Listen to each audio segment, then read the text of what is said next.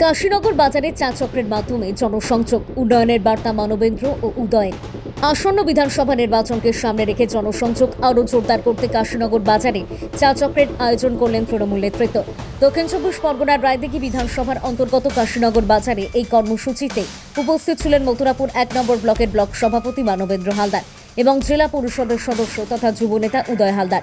জানা যায়, মথুরাপুর ২ নম্বর ব্লকের যুব সভাপতি ও জেলা পরিষদের সদস্য উদয় হালদারের উদ্যোগে এই চা চক্রের আয়োজন করা হয়। এদিন চা চক্রের মাধ্যমে এলাকার সাধারণ মানুষ, ব্যবসায়ী এবং পথ চলতি মানুষের সঙ্গে সরাসরি কথা বলেন তৃণমূল নেতারা।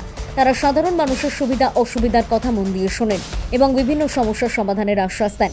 এছাড়াও রাজ্যের মুখ্যমন্ত্রী মমতা বন্দ্যোপাধ্যায়ের নেতৃত্বে রাজ্যে হওয়া একাধিক উন্নয়নমূলক প্রকল্প, যেমন রাস্তা, স্বাস্থ্য, শিক্ষা, সামাজিক নিরাপত্তা সহ বিভিন্ন জনকল্যাণমূলক প্রকল্পের কথা তুলে ধরেন তারা।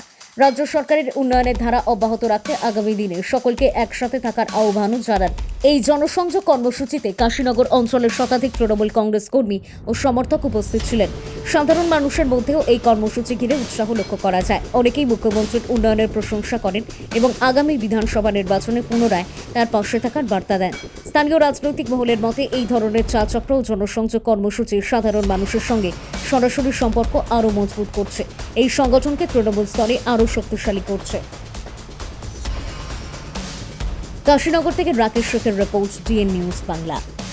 সামনে বিধানসভা নির্বাচন, দিদির উন্নয়নটা আমরা তুলে ধরছি মানুষের কাছে, সাধারণ মানুষের কাছে। এবং দিদি যে যতগুলো উন্নয়ন করেছে, চমক উন্নয়ন, যারা বেকার যুবক, যারা আমাদের ১,৫০০ টাকা করে ভাতা দিদি ঘোষণা করেছে, ফর্ম ফিল আপ শুরু হয়েছে ফেব্রুয়ারি মাস থেকে দেবে। এই ভাতা বিরোধীরা বলছে এটা চাকরি বন্ধ করে দিয়ে সব ভাতা দিচ্ছে।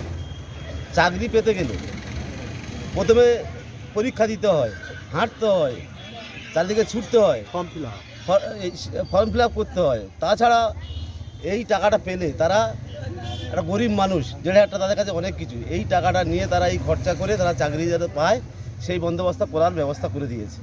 অনেক গরিব মানুষ আছে, ট্রেনের টিকিট কাটতে পারে না, কোনো জায়গায় গেলে হোটেলে খেতে হয়, গাড়ি খরচা করতে হয়, সে টাকাও থাকে না। আর যারা ভালো লেখাপড়া ভালো আছে এবং তাদের কোনো কোনো মানুষের লেটার আছে, তারাও এই গরিব মানুষ এই চাকরি ছুটতে পারে না বলে তারা চাকরি পায় না। তাই এই ১,৫০০ টাকা দিচ্ছে, তারা চারিদিকে ছুটে বেড়াবে, এখানে পরীক্ষা দেবে, ওখানে পরীক্ষা দেবে, তারা ভবিষ্যতে তারা চাকরি পাবে। তো এছাড়াও দিদির উন্নয়ন, লক্ষ্মীর ভাণ্ডার ১,০০০ টাকার জায়গা ১,৫০০ টাকা করে দিয়েছে। যারা বিভিন্ন রকম উন্নয়ন আছে, বিভিন্ন রকম উন্নয়ন আছে এবং লক্ষ্মীর ভাণ্ডার, স্বাস্থ্যসাথীকার, খাদ্যশ্রী, যুবশ্রী, জন্ম থেকে মৃত্যু পর্যন্ত প্রকল্প দিদির আছে। এছাড়া রাস্তাঘাট যে হারে কাজ হচ্ছে, পথশ্রী রাস্তা কোটি কোটি টাকার কাজ হচ্ছে। পাড়ার সমাধানে ১০ লক্ষ টাকা করে দিয়েছে দিদি।